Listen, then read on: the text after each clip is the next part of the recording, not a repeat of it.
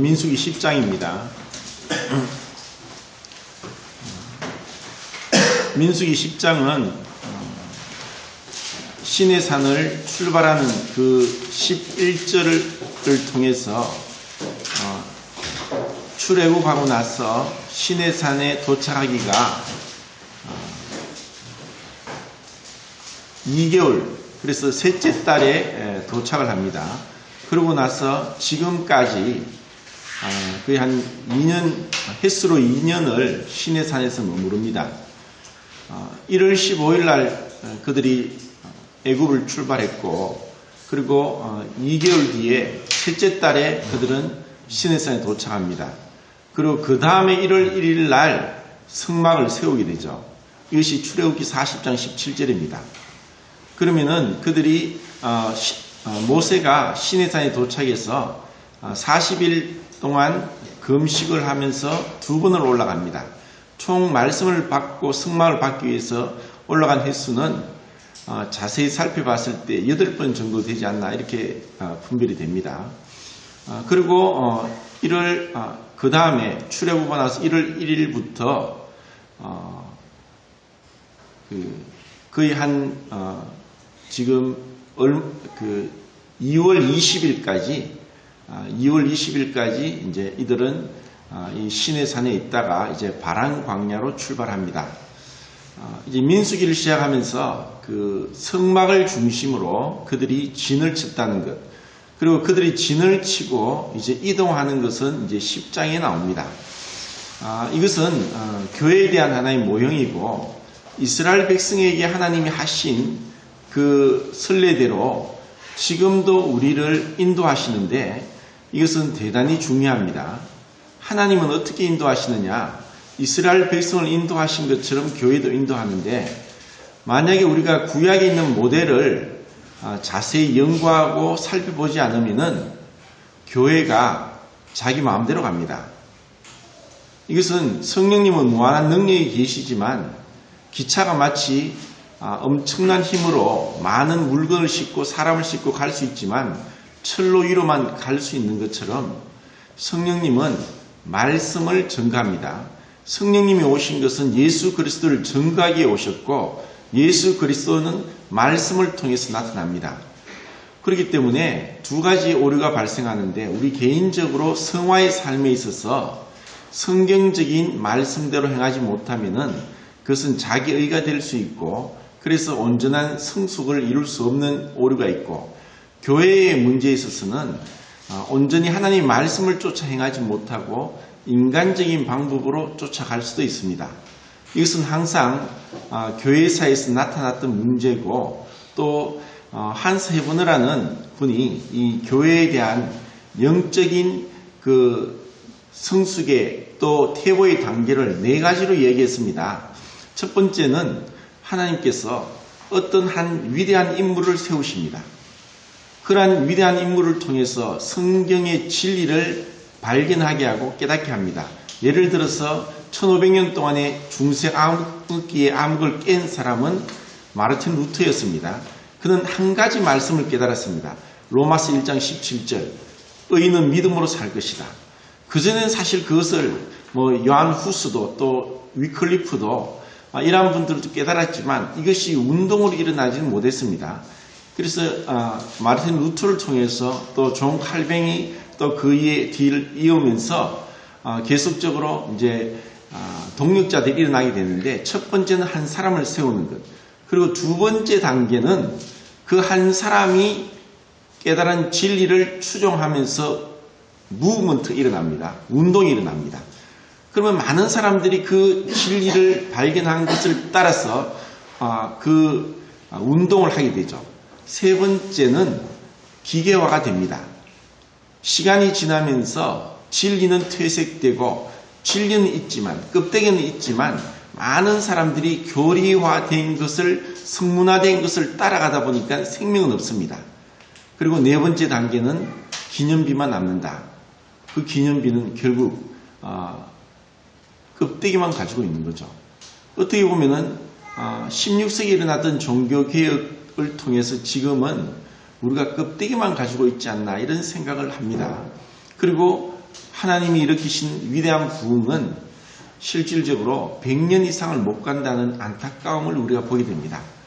때로는 어떤 운동 속에, 때로는 하나의 기계화된 속에서, 때로는 껍데기만 들고 쫓아갑니다. 그렇기 때문에 네덜란드의 어떤 신학자는 그렇게 얘기했습니다. 개혁은 또 개혁되어야 된다. 우리는 자칫 잘못하면은 인간이 만든 또 자기 자신이 만든 생각 속에 빠질 수 있습니다. 자, 그러면은 민수기 10장을 통해서 우리가 정말 중요한 이스라엘 백성들을 인도하신 하나님이 오늘날 교회를 인도하시는데 그것은 어떻게 하느냐? 그것은 질서 정연한 가운데 하나님의 질서가 있습니다. 질서가 있다는 것은 그 가운데 분열이 없고 하나로서 그들은 움직이고 있다는 것입니다. 인류 역사를 통해서 또 교회사를 통해서 인간이 가장 할 수 없고 불가능하고 인간의 힘으로 실패하는 것이 뭐냐? 연합입니다. 인간의 힘으로는 절대로 불가능합니다. 연합은 인간의 힘으로 안 됩니다. 이것을 인간의 힘으로 한다고 하면은 많은 문제점이 생깁니다. 그런데 이스라엘 백성이 처음에 시작되었을 때와 교회가 처음에 시작되었을 때는 이러한 연합된 하나로 함께 움직이는 것이 성령의 은혜 가운데서 이루어졌습니다. 그래서 가장 이상적인 교회의 모습은 공동체입니다. 사도행전에서 그것은 우리가 보게 되죠. 그것은 천국에 대한 모형입니다. 천국은 어떤 곳입니까? 내가 사라진 곳입니다. 예수님이 말씀하셨죠. 황금률은 무엇입니까? 네가 대접받고자 하는 대로 남에게 대접하라. 이것이 황금률입니다. 이 황금률은 사실 이 땅에서 성령의 충만함이 있을 때 그때 나는 사라지고 구속하신 주님만 보이고 또 주님께서 피로 값주고 산 성도들이 보입니다. 결국 가장 이상적인 이스라엘이나 교회의 형태는 공동체고 그리고 그것은 이웃사랑입니다. 그것은 내 의지, 내 목표, 내 이상 그것이 아니라 정말 다른 사람을 배려하고 생각하고 섬기고 관심을 갖고 도와주는 것입니다. 이것을 우리는 이스라엘 백성을 통해서 볼 수 있습니다. 이스라엘 백성들은 20세에서 50세까지 전쟁에 나가만 사람이 60만 3,550명이었습니다. 1차로 인구 개소했을 때. 그리고 그들이 이제 성막을 중심으로 동서남북으로 세 지파씩 12지파가 진을 쳤습니다. 동쪽은 유다, 이사갈, 스불론, 남쪽은 르우벤, 시몬, 갓, 서쪽은 에브라임, 므낫세, 베냐민, 북쪽은 단, 아셀, 납달리. 이렇게 12지파가 질서정연하게 진을 치고 있었고 또 레이 자손은 3명의 아들이 있었습니다. 게르손과 고핫과 무라리. 동쪽에는 고핫 자손, 남쪽에는 고핫 자손, 서쪽에는 게르손 자손, 북쪽에는 무라리 자손 이렇게 진을 쳤습니다. 그리고 이제 성막이 이동합니다. 성막이 이동할 때 제일 먼저 무엇이 나갔습니까? 고핫 자손들이 법궤를 어깨에 메고 나갔습니다. 그리고 제1대로 행진한 자들은 유다 지파와 이사갈 지파와 스불론 지파입니다. 그리고 그 다음에 나간 지파는 게르손 지파가 무라리 지파입니다. 이것은 지금 민수기 10장을 잘 보시면은 그 순서입니다. 그리고 르우벤 지파와 시몬 지파와 갓 지파가 그 뒤를 이어갑니다. 그리고 그 다음에 가는 지파가 고핫 자손이 성물을 어깨에 메고 따라갑니다. 그렇기 때문에 성물은 진의 중앙에서 위치했었고 행진할 때도 중앙에 있습니다. 다만 성막 안에 있던 지성소 안에 있던 법궤만 제일 앞에서 행하고 있다는 것입니다. 그리고 그 고핫 자손이 성물을 메고 뒤를 따라간 지파는 서쪽에 진을 치고 있는 에브라임, 므낫세, 베냐민 지파입니다. 그리고 제일 마지막 북쪽에 진을 친 단, 아셀, 납달리 지파입니다. 자, 제가 이렇게 민수기 하면서 계속 반복해서 합니다. 근데 이렇게 얘기하면은, 그걸 어떻게 다 외우느냐? 그 무슨 소용이 있느냐?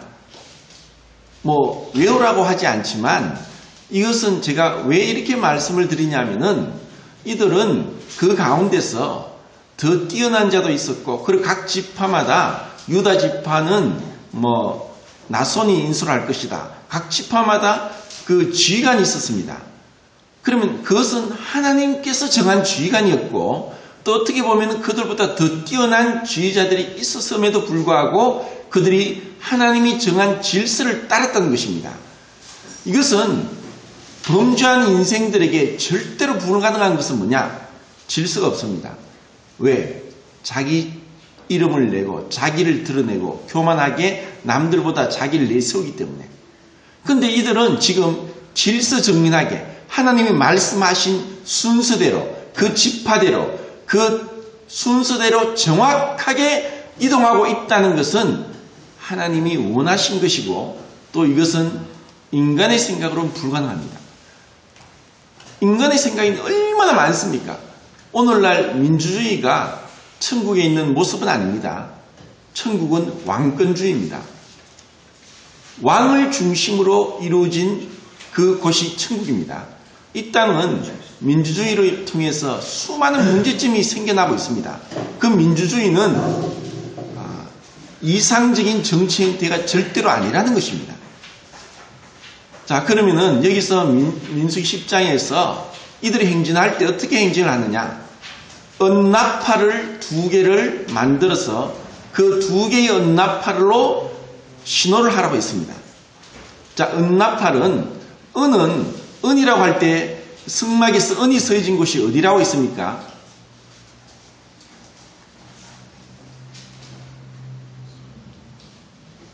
은은 무엇을 상징한다고 했습니까?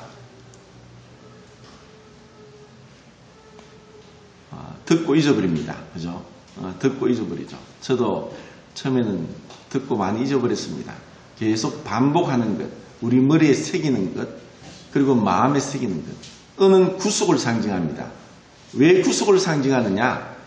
은으로서 속전 값을 내도록 했기 때문이고, 은이 성막에서 서인 곳은 성막의 받침이었습니다. 성막이 설 수 있기 위해서는 받침이 든든해야 되고, 그 받침이 땅 밑에서 땅을 파고 받침이 있으므로 성막 기둥이 세워지고 널판이 세워지고 그 위에 막이 덮개가 씌워졌습니다. 결국 받침이 없으면 무너집니다. 그들의 근본은 구속입니다. 우리가 구속이 없이는 절대로 하나님 앞에 나갈 수도 없고 성장할 수도 없고 변화될 수도 없습니다. 그렇기 때문에 우리가 누누이 강조하는 것은 구원입니다. 예수 그리스도로 거듭난 것을 왜 강조하느냐? 이것에 대한 분별이 없으면 모든 게 무너집니다. 이것은 너무나 중요합니다. 하지만 그 구속은 시작이지 완성은 아닙니다. 그 구속에만 계속 머물러 있으면 아무것도 할 수 없습니다. 은나팔을 쳐서 만들라고 했습니다. 자, 성막에서 쳐서 만드는 것이 있었습니다. 무엇입니까? 예? 뭐? 황금 등대, 또 속죄소. 쳐서 만드는 것은 다른 우상과 비교해서 우상을 어떻게 만들었다고 했습니까? 부어서 만들죠. 부어서 만드는 것은 오늘날 말하면은 주조공법이고 쳐서 만드는 것은 단조공법입니다. 이것은 이제 뭐 자매들은 잘 모르는데 형제들은 알 겁니다. 쳐서 만드는 것은 단단하게 되는 것이고 주조공법은 쉽고 빠르게 할 수 있지만 그것은 굽기가 약해서 잘 깨집니다. 결국 우상은 세상은 쉽고 빠르게 많이 그것이 이 세상이고 사단의 전략입니다. 쉽게 까다롭지 않게 많이 대량으로 이렇게 해서 오늘날 교회는 거품이 많이 일어났고 수많은 가라지들이 들어왔고 교회 안에 세상이 세상 안에 교회가 있는 그런 비성경적인 가운데 있습니다. 첫 만드는 것은 사실 고난을 상징합니다.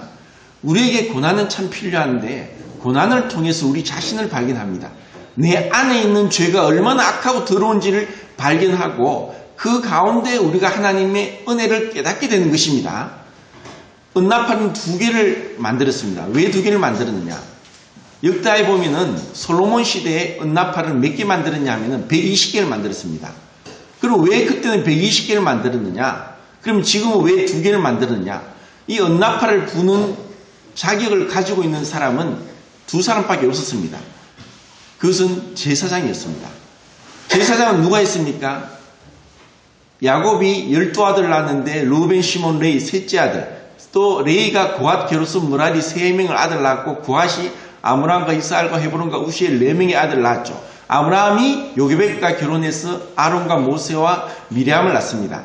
아론이 나답과 아비우와 엘라살과 이다말 4명의 아들 낳게 됐는데 레위 10장에서 나답과 아비우가 하나님 명하지 않은 다른 불을 들이다가 불이 나와서 불살라 태워 죽습니다. 옷은 타지 않았습니다. 제사장 옷은 거룩하니까. 그렇기 때문에 지금 제사장은 엘라살과 이다말 두 사람밖에 없기 때문에 은나팔 2개를 만들었습니다.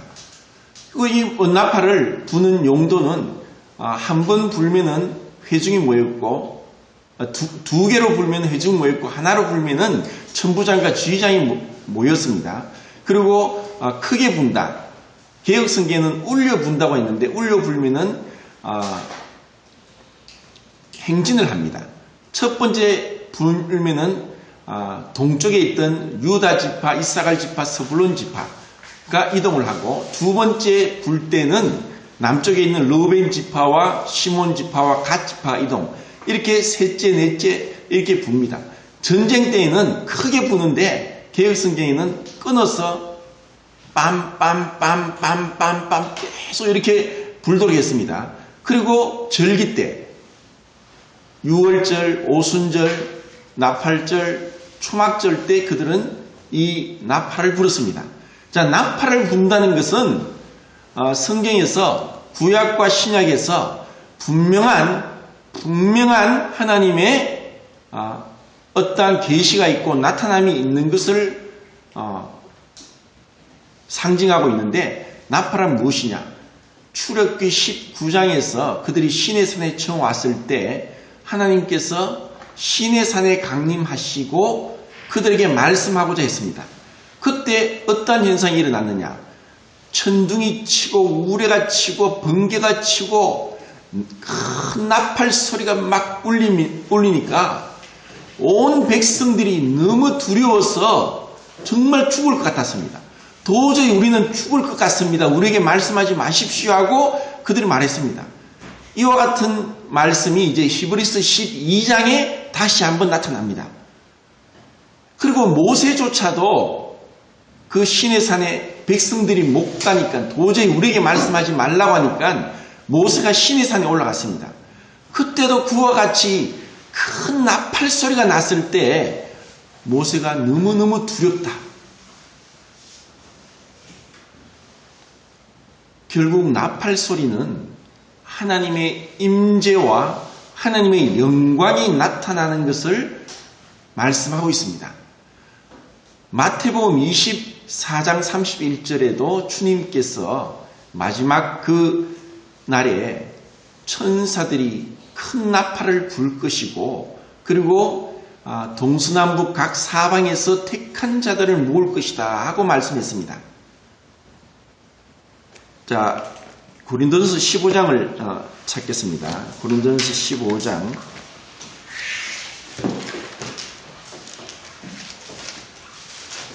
고린도전서 15장 51절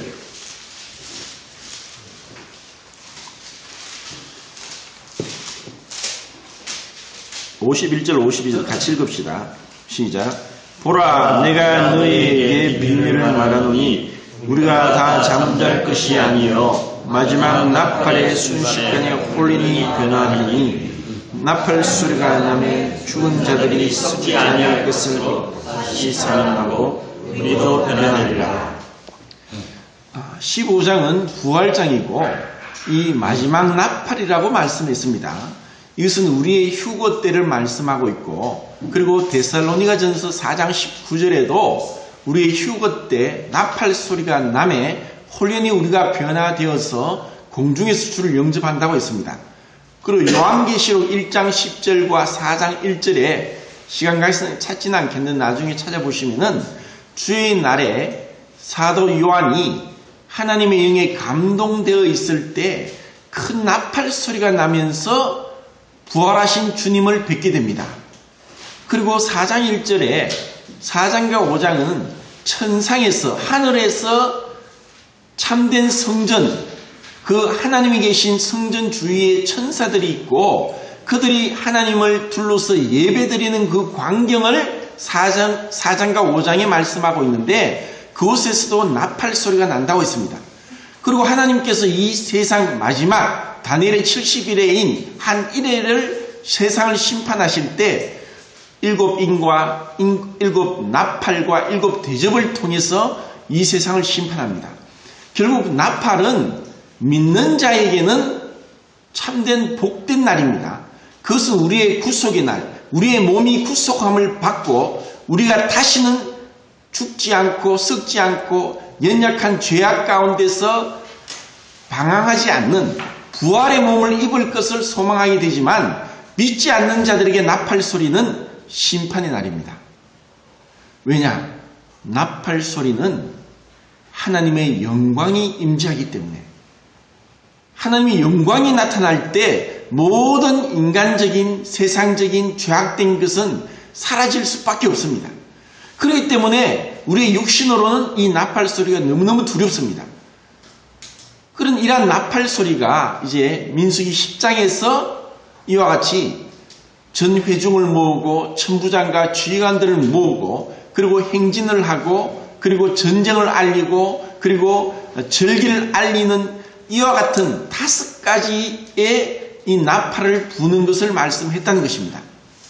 그리고 그들은 너무나 아름다운 모습으로 범죄한 인간은 죄는 뭐냐? 인간을 독립적인 것이 되겠습니다. 내가 잘 되면 됩니다. 다른 사람에 관심 없어요. 정말 우리가 지금 인원이 얼마 안 되지만 청년들이 정말 하나가 되었습니까? 우리 성도들은 지금 하나가 되었다고 생각합니까? 하나가 되지 못하게 하는 건 무엇입니까? 우리가 성령의 인도를 받지 못합니다. 정말 천국의 모습은 내가 대접받고자 하는 대로 남을 대접하는데 아무 조건 없이 그저 값없이 섬겨주는 것입니다. 그것이 천국입니다. 이 땅에서는 조건이 있죠. give and take입니다. 내가 이렇게 했으니까 네가 이렇게 해주기를 바랍니다. 왜 세상 사람들은 바깥에 나가면은 정말 마음씨 좋고 또 인자하고 예의 바른데 그러한 성격이 잘못 성격이 아닌 다른 본성이 나올 때가 있는데 어디냐? 집에 들어갔을 때입니다. 왜 그런 줄 압니까? 그것은 제가 사랑을 그 칼 구스타프 융이 이야기했듯이 투사 현상이라고 했는데 그래서 마치 프로젝트가 어떤 현상을 비춰주는 것과 같이 이런 내가 상대방에게 사랑받고 싶고 또 상대방에 있는 어떤 내가 원하는 모습을 통해서 그 사람을 사랑하지만 그 사람을 사랑이 아니라 이용하는 겁니다. 그럼 다른 사람들에게 내가 잘해주는 것을 왜 잘해주느냐? 내가 잘해줌으로 인해서 그 사람에게 뭔가를 받기를 원하기 때문이고 또 내가 그렇게 함으로써 내 스스로 만족하기 때문이지 진정한 사랑은 조건이 없습니다. 그 사람이 내가 섬겨주더라도 어떤 반응이 없어도 실망하지 않습니다. 주님의 사랑이 그렇습니다. 이것을 우리는 어디서 배워야 됩니까? 첫 번째 가정입니다. 두 번째는 교회입니다. 교회는 인원이 많고 적고가 중요한 것이 아니라 정말 내가 한 사람에 대해서 주님이 나를 섬겨주셨듯이 그렇게 섬길 수 있느냐가 내가 주님을 따라 성숙하는 것입니다. 그런데 이것을 우리가 보는데 이것을 경험하는데 실패하면은 자꾸 엉뚱한 것을 쫓아갑니다. 주님이 우리에게 원하시는 것은 성령의 열매입니다. 이것은 정말 너무나 천국이 어떠한 곳일까? 그것을 생각하면은 이 땅에서 우리가 그것을 경험하는데 내 자신을 내려놓고 또 내 자신의 이기심과 또 내 자신이 어떻게 힘들고 어려울지라도 다른 사람을 생각해서 그를 기쁘게 해주기 위해서 그가 정말 기뻐하는 것을 보게 하기 위해서 내가 어떻게 섬기느냐. 그것은 끊임없는 자기를 부인하는 것이고 자기를 복종시키는 것이고 주님 앞에 엎드리는 것입니다. 이것을 우리는 경험할 수 있길 바랍니다. 이렇게 해서 그들은 행진을 하면서 주님의 은혜로 나아갑니다. 근데 이제 10장 11절부터 그들이 이제 시내산을 출발하면서부터 무엇이 드러나느냐? 그들에게 숨겨져 있던 죄성이 드러납니다. 이것이 바로 민수기의 역사고 또 우리의 삶의 역사와 동일합니다. 우리 안에 우리는 마치 내 혼자 있을 때는 내가 믿음이 충만하고 기도도 많이 하고 성경도 많이 알고 또 내가 마치 신령한 사람인 것처럼 착각합니다. 그런데 정말 내가 연합하려고 할 때, 그 사람과 가까이 가려고 할 때 내하고 맞지 않다는 것을 알게 됩니다. 그때 어떻게 합니까? 맞지 않으니까 내 혼자 따로 분리하든지 아니면 그 사람을 내 편으로 억지로 끌어들이든지 아니면 무관심하든지 외면하든지 이런 상태로 나타나는 거죠. 그래서 오늘날 대형교회에서 어떤 현상이 일어나느냐? 고독을 느낍니다. 이렇게 많은 사람 중에서 내가 혼자구나 하는 것을 느끼는 거예요. 이것은 사람이 적은 데서도 느낄 수 있습니다. 왜냐하면 내가 사랑만 받기를 원합니다. 왜 나에게 나를 사랑하지 않고 나를 알아주지 않고 나에게 관심을 갖지 않느냐? 이것은 바로 어린애 같은 상태죠. 우리 영민이는 늘 돌아봐 줘야 됩니다. 그런데 교회가 성숙하지 못하면 늘 어린아이가 되어서 다고합니다. 나에게 이것도 주고 저것도 주고 나에게 관심을 가지고 조금만 안 되면 상처를 받았다는 등 힘들다 이런 얘기를 합니다. 그래서 어떻게 보면은 민수기에 있는 이스라엘 백성들처럼 자라지 못하고 성숙하지 못하고 참된 안식에 들어가지 못하고 여전히 광야에서 방황하는 겁니다. 정말 우리가 성숙하게 될 때는 여호수아를 따라서 요단강을 건너고 정복 전쟁을 합니다. 그리고 하나님께서 원하시는 그런 사역을 감당하게 되죠. 이 모든 것을 아시고서 이제 주님은 이사야서 63장을 보고 마치겠습니다. 이사야서 63장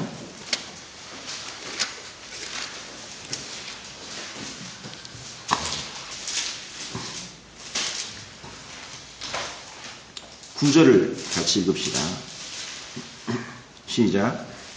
그들의 모든 환난에 동참하사 자기 앞에 사자로 하여금 그들을 구원하시며 그의 사랑과 그의 자비로 그들을 구원하시고 옛적 모든 날에 그들을 드시지 않으셨으나. 자, 여기까지만 읽겠습니다. 자, 주님께서 그것을 어떻게 나타내시느냐? 그들의 200만 명 되는 행진에 제일 앞에서 갔던 것은 제사장이 그 법궤를 메고 갔습니다. 법궤를 메는데 법궤가 그냥 세상 가운데는 드러나지 않았습니다. 법궤는 아론이 들어가서 지성소와 성소를 나뉘고 있던 높이 5m, 넓이 5m 되는 휘장을 내려서 휘장으로 법궤를 감쌌습니다. 그리고 푸른색 보자기를 샀습니다. 푸르게 보였습니다. 그리고 그것을 메고 제일 앞에 갔습니다. 결국 그 휘장은 무엇입니까? 성소와 지성소를 나뉘고 있던 휘장은 히브리서에서 휘장이 무엇이라고 했습니까? 무엇이죠? 주님의 육체라고 했지 않습니까? 주님의 육체입니다. 육체를 상징하는 것이었습니다. 그것은 육체로 오신 주님, 그리고 이사야서 63장에서는 주님이 모든 환난에 동참하셨다. 왜냐하면 그들은 하나님의 백성이기 때문에 그들을 먼저 인도하시고 환난에 동참하시고 먼저 갈 길을 찾아 그들을 인도하신 분이 주님이셨습니다. 우리의 삶 가운데서 주님은 우리 먼저 인도하십니다. 주님은 그냥 지시만 하고 뒤에 계신 분이 아닙니다. 주님보다 우리가 고난을 받지 못했습니다. 그리고 이렇게 주님이 우리를 인도하신 것은 사랑과 자비로서 우리를 구원하시고 우리를 품에 안으시고 우리를 높이 드셨습니다.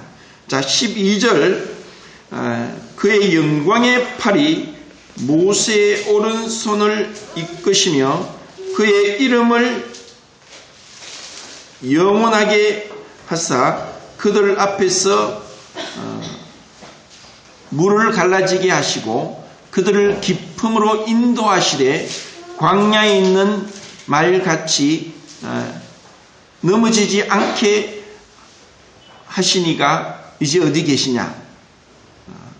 여호와의 영이 그들을 골짜기로 내려가는 가축같이 편히 쉬게 하셨도다. 주께서 이와 같이 주의 백성을 인도하사 이들을 영화롭게 하셨나이다 하였느니라. 이사야는 이렇게 아름답게 비록 그들이 죄가 드러나고 불순종이 드러났음에도 불구하고 이렇게 아름답게 묘사하고 있습니다.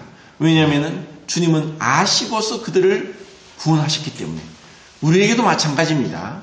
우리가 그런 어떻게 행할 것을 아시고 우리 행한 바 의로운 행위로 말미암지 않고 오직 중생의 시선과 성령이 새롭게 하심으로 하셨다. 이렇게 주님이 우리를 인도하시고 아시고 인도하십니다.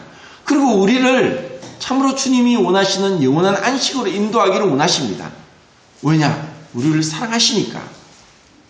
그리고 그 사랑이 바로 주님의 오래 참음과 주님의 섬김으로 나타났습니다. 결국 우리는 이 땅에서 주님이 붙여주신 형제 자매들을 사랑하라고 붙여주셨습니다. 그들에게 관심을 가지시고 그들을 위해서 정말 기도하시고 그들을 챙겨주시고 또 그들을 도와주시고 그들을 위해서 무언가를 하십시오. 선물도 주시고 밥도 사주고 전화도 하고 같이 있고 이것이 우리가 주님을 사랑하는 겁니다. 주님을 사랑하는 것이 무엇입니까? 내 형제 중에 가장 작은 자에게 한 것이 곧 내게 한 것이다. 때로는 그것은 귀찮고 힘듭니다. 손 대접하기를 힘쓰라. 주님은 우리의 손과 발을 필요로 하십니다. 우리의 수고를, 우리의 물질을, 우리의 열정을 필요로 하십니다. 그렇게 하면서 주님을 기쁘시게 하는 것입니다. 이 땅에서 정말 큰 것을 바라보지 마시고 내 옆에 있는 주님의 분신인 형제 자매들을 보십시오. 그리고 그들을 섬기면서 그때 내가 성숙합니다. 여자가 결혼을 해서 아기를 낳으면 엄마가 됩니다. 그 전까지는 자기 치장하고 꾸미는데 시간을 많이 들이죠. 근데 이제 결혼해서 아기를 낳으면은 내 치장하는 것보다 아기를 필요를 채워주는 게 더 급합니다. 그렇게 사랑은 역할을 통해서 사랑을 배우게 되는 거죠. 우리의 역할은 바로 내 옆에 있는 자를 챙겨주고 도와주고 섬기는 것. 이것이 주님이 원하신 정말 아름다운 교회의 모습이란 것입니다. 그런데 참 저도 이렇게 말하지만 많이 부족합니다. 그렇게 계속 변화되어 갈 수 있도록 다른 사람에게 정말 그리스도의 향기를 나타낼 수 있기를 바랍니다. 이상 마치겠습니다.